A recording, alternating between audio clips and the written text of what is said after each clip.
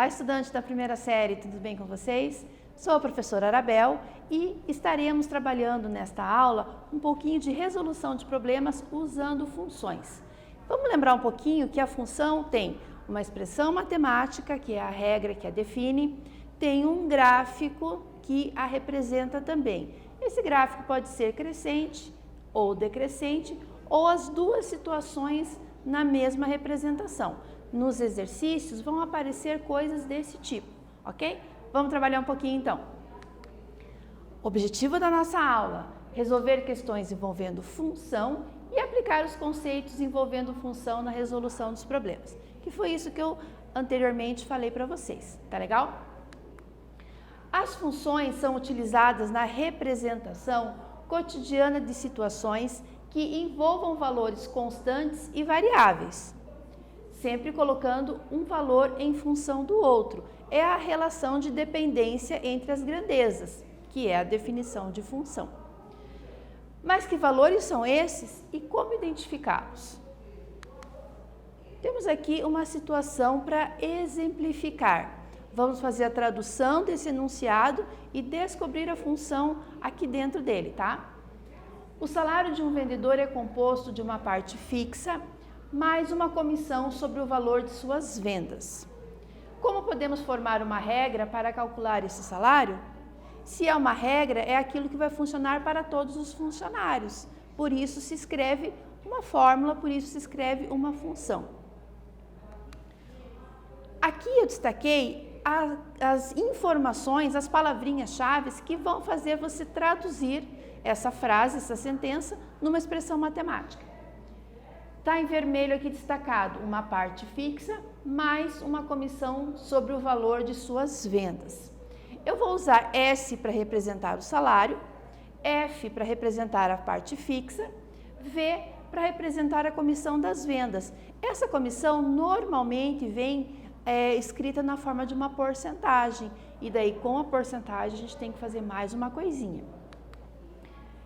S igual F mais a porcentagem das vendas, certo? Aqui eu coloquei a tradução como eu coloquei naquele índicezinho ali para você representar a fórmula, tá? Mas ali durante o enunciado, às vezes vem indicando quem que seja salário, quem que é a venda, tá? E você vai adaptando ali, mas a estrutura vai ser parecida com essa. E essa então é a regra para o cálculo do salário desse funcionário. E assim nós fizemos uma tradução bem rápida e bem simples de um enunciado, escrito com as sentenças da língua portuguesa, para a escrita para a sentença da matemática, com os símbolos matemáticos. Legal? Neste primeiro exercício é para você treinar justamente isso, tá? Fazer a tradução do enunciado para uma função matemática e calcular de acordo com os valores informados. O salário de um vendedor é composto de uma parte fixa, você já viu como faz, no valor de R$900, mais uma parte variável de 12% sobre o valor de suas vendas no mês. Caso ele consiga vender R$4.500, calcule o valor de seu salário. A questão da porcentagem, aqueles 12%, você tem que primeiro dividir por 100 para daí colocá-lo na sentença matemática, ok? Então você não coloca o 12%, mas coloca o 0,12. Resolve aí que nós já corrigimos.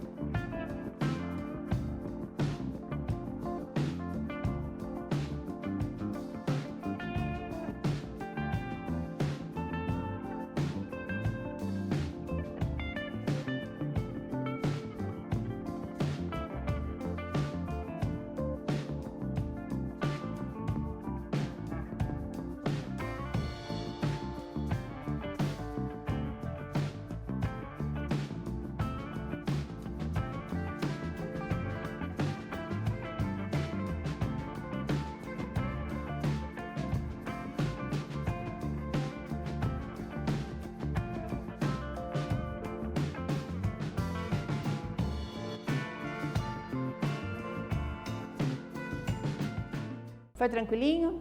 Colocou as letrinhas para representar cada uma das grandezas envolvidas? Ficou fácil, não é?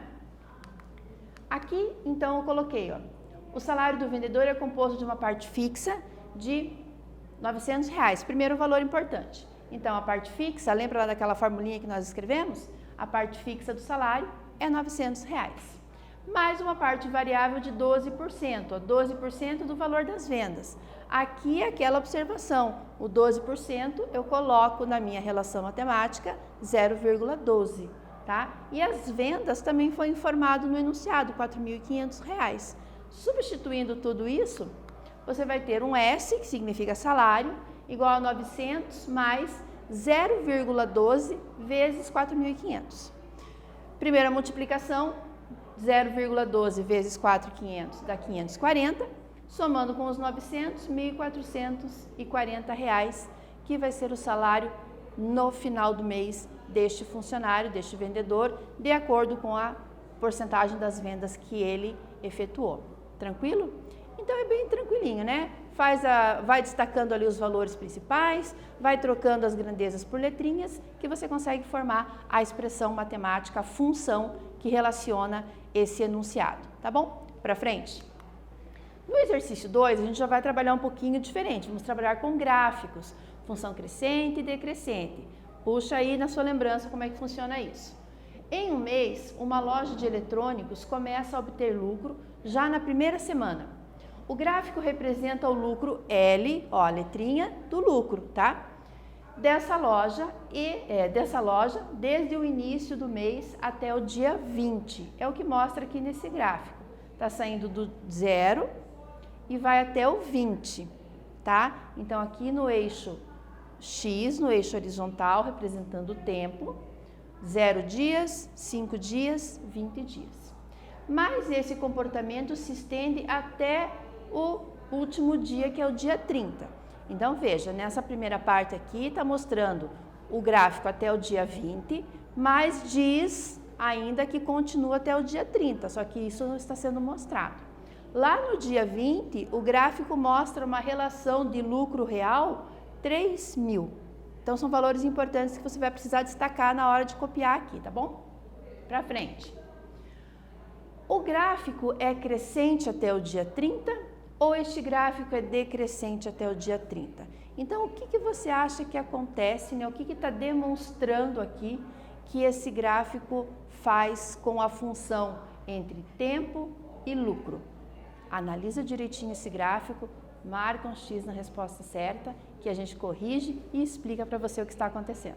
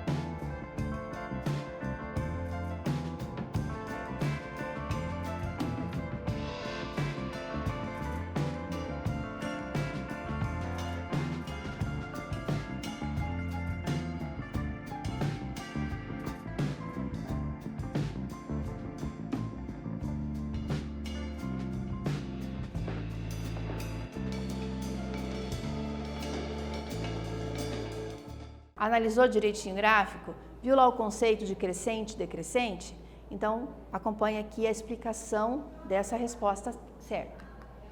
Observe que ao passar do tempo, que é dia, o lucro, que é real, também vai aumentando e como esse comportamento se estende até o dia 30, o gráfico que representa esse lucro é crescente. Vamos dar uma olhadinha no gráfico, tá? Então, eu tenho aqui no eixo X o conjunto domínio, lembra-se disso?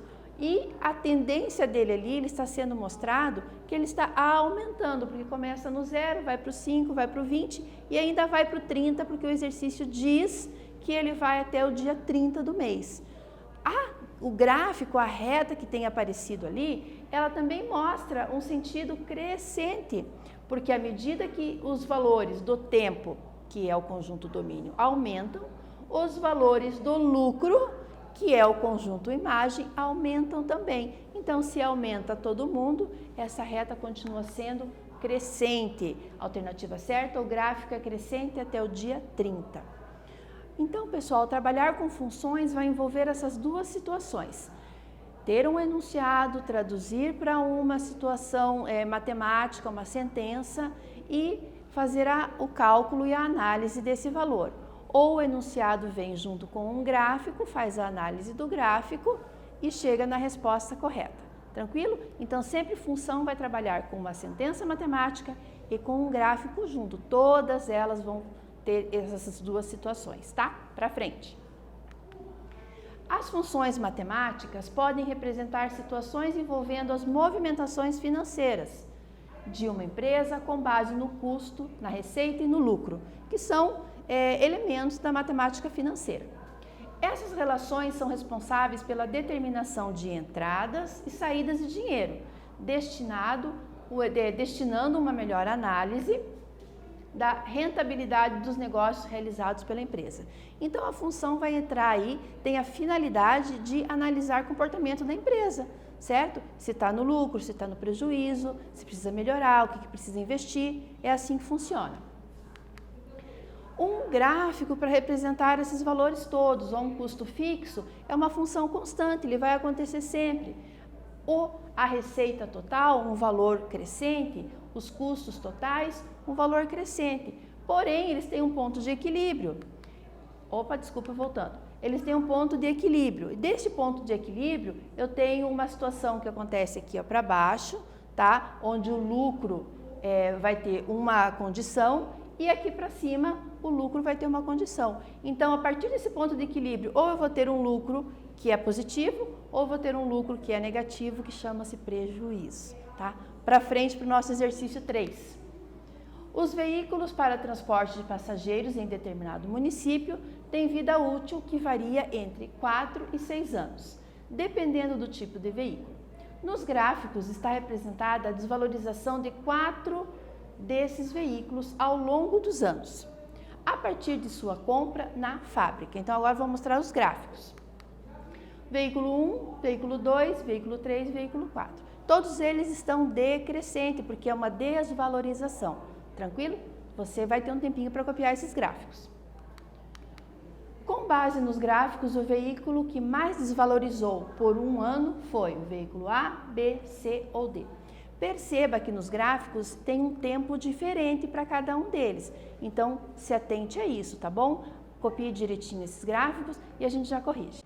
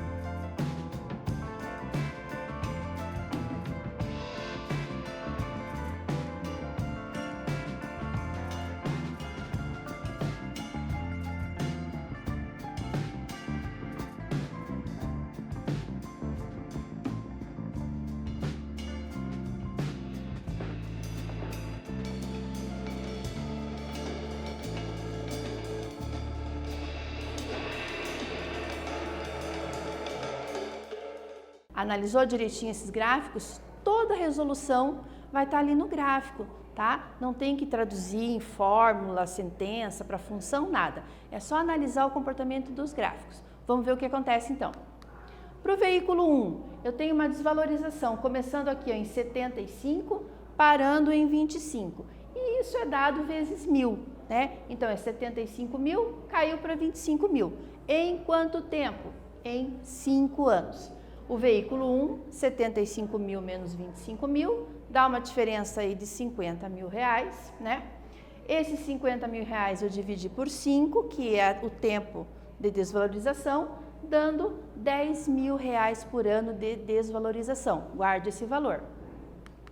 Veículo 2, saindo dos 60 mil, caindo para os 10 mil, uma grande desvalorização. Porém, em 4 anos apenas. Veículo 2, 60 mil menos 10 mil, 50 mil, dividido por 4, 12.500. É a mesma diferença do veículo 1, porém, por ser um tempo diferente, 4 anos, ele vai dar uma diferença na desvalorização, certo? Veículo 3, de 50 mil caiu para 14 mil, dá uma diferença de 36 mil, divididos por 6, que é o tempo de análise dessa desvalorização, 6 mil por ano. E o veículo 4, de 36 mil para 16 mil, dá 20 mil de diferença, em 4 anos vai dar 5 mil por ano de desvalorização. Tranquilo? Sabendo esses valores, agora você marca a alternativa certa, que é a letra B. O veículo 2, ele teve 12.500 reais de desvalorização por ano, sendo a maior das 4 desvalorizações. Tranquilo? Nesta aula, então, nós trabalhamos um pouquinho com a resolução de problemas envolvendo cálculo e análise gráfica de funções, as relações financeiras que utilizam funções para serem determinadas. Então, as funções são ferramentas que ajudam em resoluções de situações do cotidiano, tá? Precisamos, então, de uma relação matemática ou, às vezes, precisando apenas da análise gráfica. Aqui nós demos exemplos apenas de situações envolvendo a matemática financeira, mas são vários os campos onde as funções servem como ferramenta para resolver os problemas, tá bom? Fico por aqui, espero que vocês tenham gostado da aula e até breve.